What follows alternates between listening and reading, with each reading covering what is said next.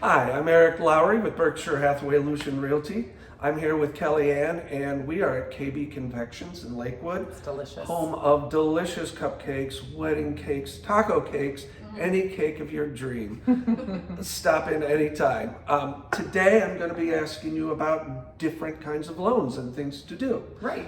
So could you tell us a little bit about yourself, please? Yes, so hello everyone. My name is Kellyanne Worthington. I am a senior loan officer and branch manager with Liberty Home Mortgage. We are a local lender here in the greater Cleveland and Northeast Ohio area, but we cover the entire state of Ohio, 48 different states, and I'm personally licensed in Ohio, California, and Florida. Great. Yes. So I found the perfect house. It is great location. It is cute as a button. It was a value, and part of that value is it needs a new roof. The furnace is about 40 years old. Sure. So can I borrow money to fix those things? So if you qualify, yes. So it's not guaranteed, but usually the answer is yes. So there are two different types of what we call renovation loans. The first one is an FHA 203K loan. There's two different types. There's a full 203K and then a smaller one. So a smaller 203K is one where the repairs and stuff that you want to fix to the home are less than, say, $30,000. But when you get to the $30,000 mark and above, then it's considered what we call a full 203K renovation loan. The second one, which is my personal favorite to do, is a conventional renovation loan. It's called a home style loan. The only reason I like a conventional home style loan, you have a little bit more freedom and flexibility with your contractor. Sorry, I got a little hair in my eye. With your contractor choices, with things you want to do to the home. It's just dependent upon basically what you're looking to do, what your credit score is, what you can qualify for. But there's an option for somebody maybe with a little bit lower of a credit score and somebody who has a little bit higher of a credit score. Each one has their, own interest rates, things like that, and qualifications. But the answer is yes. What a renovation loan does is think of it like a second loan outside of the loan to buy. So when you're going to buy, you do have to, if you know that you want to put an offer in on a home that is a home that you want to do renovations to, it's very important to know that you cannot use a pre-approval for a regular FHA loan or a regular conventional loan. So if you're sitting there with a pre-approval that's for conventional or FHA, you can't put an offer in for a renovation loan with that letter. It's very important you go to your lender and you say, hey, I found a home. I know I have a pre-approval with you for this loan type, but I found a home that needs some work done and I would like to get qualified for a renovation loan. The reason why it's different is because you are not just getting pre-approved for your purchase price. You have to get qualified for the purchase price you want to put in, plus the work that has to be done, and then the cost for the work to be done. So you have to qualify for the total value of all of that together. And so it's just, there's different costs to it. So it's just important to know you have to have a different loan for that type.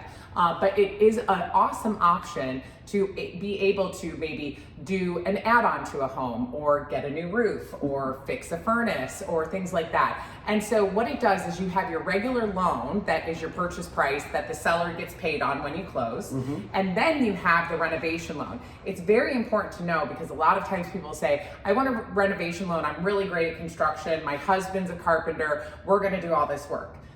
You can't do that. So that's where you would want to go take a personal loan out with a bank and then use that money to do the work yourself. So a renovation loan, you actually have to have a hired contractor. For FHA, there's an approved list of contractors. For conventional, you have a little bit more flexibility to choose your own, but they are the ones that get the money.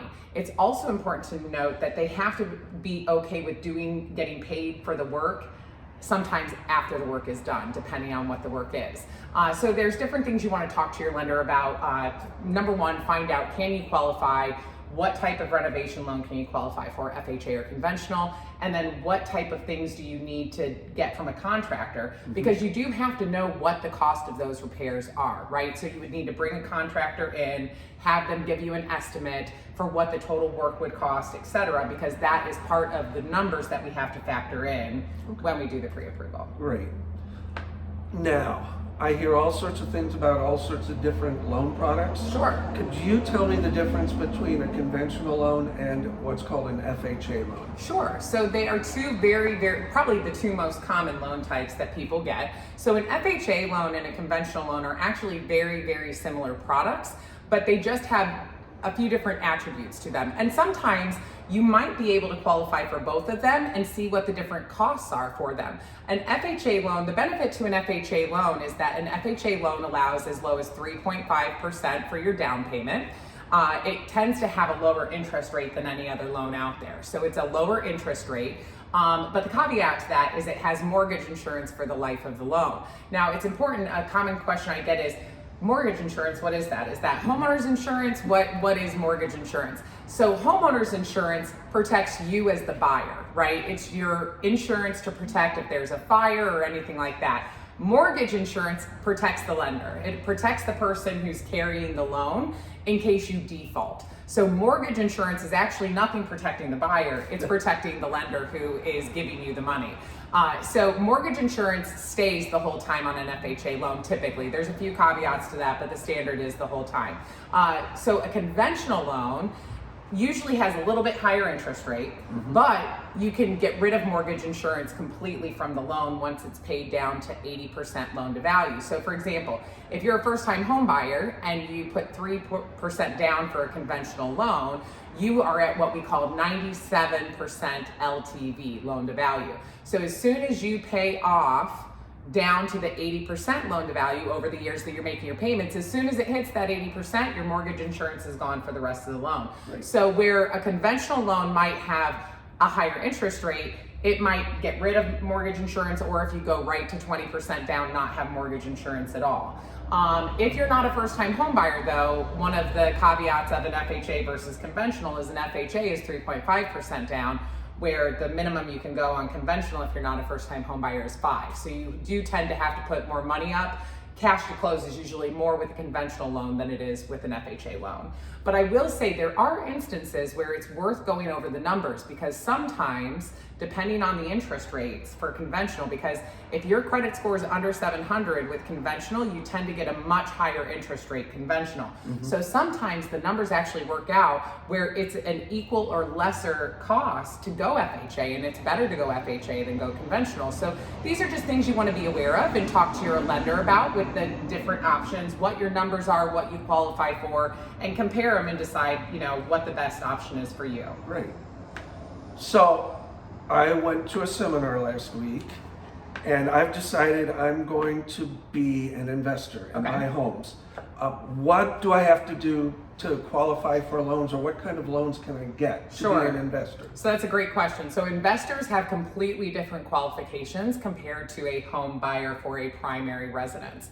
So with a primary residence, and these numbers are just, they change all the time. So this video is not an end-all be-all to credit scores, and every lender is different on what credit scores they require. But if you're a first-time home buyer or a regular home buyer going to buy a home, the standard, at least for me, of credit scores right now in the month of November 2021 are 600 for FHA, as low as 620, but usually 640 for conventional. And then USDA is 640, and then VA is 600. So when you're an investor, that is completely different. So the minimum credit scores, at least for us, for an investor, are 680 or higher. When we talk about credit scores, just a side caveat to that, is credit scores are different for mortgages than when you go get a credit card or when you buy a car. So credit card companies use what's called a FICO score, and they use 3 different numbers to pick their FICO score. When you go to buy a car, they use 5 FICO scores. Well, mortgage companies don't use any of that. So we actually use the 3 main bureaus, TransUnion, Equifax, and Experian. We always take the middle. So we don't take the highest score, we don't take the lowest score, we take what your middle score is. So if you're an investor, that middle score has to be 680 or higher in order to get a loan. The second thing that's very important to note is that when you're buying an investment property, the minimum you are going to have to give as a down payment is 20%. So if it's a single family home, the minimum's 20%. If it's a multi-unit home, the minimum's 25%. And it's not guaranteed that that's the minimum. So if you have a lot of high risk factors as an investor, you might be required to put 25% down on a single family home or 30% down on a multi-unit. But the minimum standard is 20% down for an investment property, single family home, and 25% down for a multi-unit. A multi-unit is considered any home that has 2 to 4 units in it. Anything over that is considered commercial, and you would have to go to a commercial lender for investment. The other thing that's important to note is that as an investor, and this really changed majorly at the beginning of 2021 with Fannie and Freddie, your interest rate will be much higher, and you are going to have to pay usually for your interest rate. And what I mean pay by that is anything other than the base flat rate is considered points that go over, right? And a point is 1% of your loan amount. So not your purchase price, it's your purchase price minus whatever you're putting as a down payment. So for example, a lot of investors right now are getting interest rates in the high 3s to low 4s, but they're usually paying maybe a point for that. So if you had a $100,000 home, you're putting it's an $80,000 loan for a single family home, you're gonna be paying $800 for 1 point.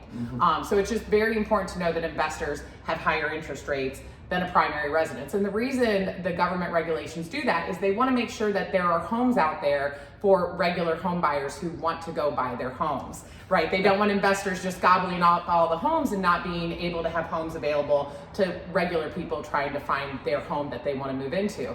And then the last thing is important to know is 2 other rules with investment. One, in regards to seller paid closing costs, you cannot get more than 2% of a seller credit on your closing costs. And the second is that you cannot use any gift funds. So it doesn't matter if they're your spouse, if they're your business partner, you cannot use gift funds from them. So they have to be on the loan in order to use any of the money that they have, any of the income that they have, etc. And then finally, one last thing that I just thought about that's important to know is when you are an investor, a lot of times investors maybe want to buy 2 homes or 3 homes. I just had an investor who had a 3-home package, right? They had 3 homes they wanted to buy as a package. They each have to be their own loan, and they each have to have a name. You can't put it in the business name. There are certain lenders called portfolio lenders. They're very hard to find, but there are a few options if you're really looking for that, but they're not easy. So you really want to just understand it needs to go into your name, and each loan has to be its own loan on a property. You can't put all the properties in on one. And it's important when you talk to a lender, if you know you want to make offers on more than 1 home, you need to tell the lender that, because it's not just like, oh, I want to buy these 3 homes and they total $300,000, so pre-approve me for $300,000. It's really pre-approving you for $300,000 plus 3 homes of insurance, 3 homes of taxes, 3 homes of closing costs. And then investors are required to have a minimum of 6 months in reserves, which means it covers the mortgage payment for the new home you're buying, plus any other mortgages you have, plus all of your monthly minimums that show up on your credit report. So quite a few rules with investors, but it's not that hard, and I do them all the time. It's not, it's no problem to be an investor. You just have to be very aware that they have different rules. Well, you're just a font of information. I try. Thank you so much for being with us. Absolutely. Thank you for having me. Sure enough. Bye, everyone. See ya.